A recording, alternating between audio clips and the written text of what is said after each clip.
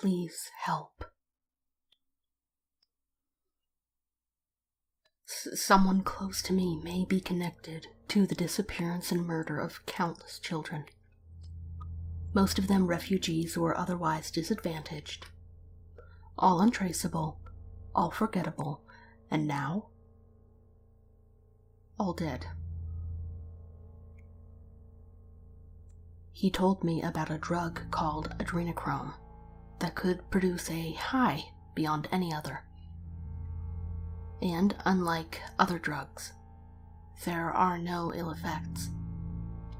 Quite the contrary. There are substantial benefits from consuming it. Greater health, increased vivacity, and a host of other, smaller effects. Combine those with an intense sense of euphoria, and you have a substantial demand. The issue is this. It is a derivative of the chemical produced by the human body when it is under intense, immeasurable fear. My former friend, who confessed his involvement during a fleeting crisis of conscience, insisted this was true and cited a number of dubious-looking studies and fake news sites. But then there were the photos. He didn't allow me to make copies for fear of implicating himself personally. But he'd been to a farm, he called it, in one of the Baltic states. There were photos of countless people, all seemingly under the age of 15. They were naked and chained to tables and walls and floors in a windowless room the size of a football stadium. I couldn't estimate how many there were. As he scrolled through the photographs, and I debated killing him, I saw masked men hovering over the victims and torturing them. As they were being tortured, their blood was being drained into containers. Other photos showed the production facilities, enormous rooms that looked like chemistry labs where the blood was filtered and the compounds were extracted. The worst, though, were the mass graves. Men stood around them and laughed as they unloaded trucks of carcasses into pits. They used pitchforks to gather up anyone who had been left behind. I asked him why he was allowed to take these pictures. He said no one would believe it was happening.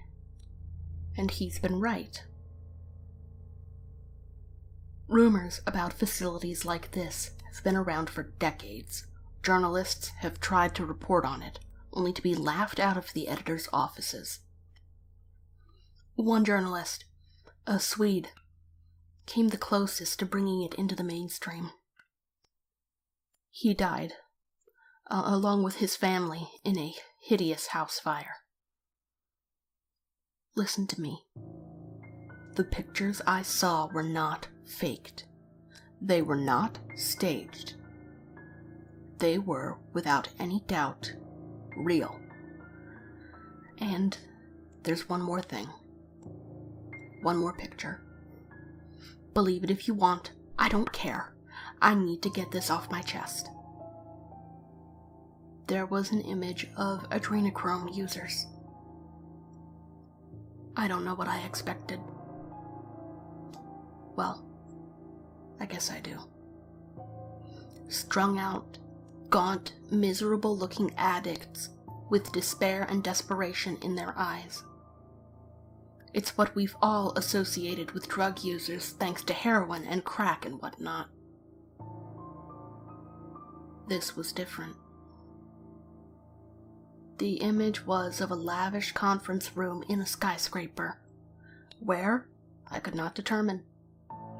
Syringes of the drug were sitting on gilded plates on a thick table of polished wood. I recognized the faces sitting around the table. World leaders, entertainers, religious icons, all grinning, all happy, all ready for their injection. Seeing those familiar faces was the initial shock. It wasn't the final one. On the far side of the table, almost too small to be seen but still unmistakable, was an iconic head of state. A recent one. He was laughing as he reached for his syringe, but there was something unusual about his hand. It wasn't its normal, small, pink self. It was green.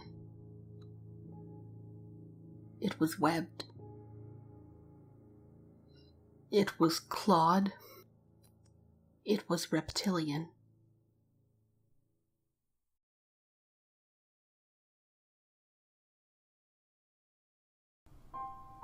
If you would like to see what kind of shenanigans I get up to when I'm not on YouTube, you can follow me on Twitter, Tumblr, and Instagram. Thank you for tuning in. Good night.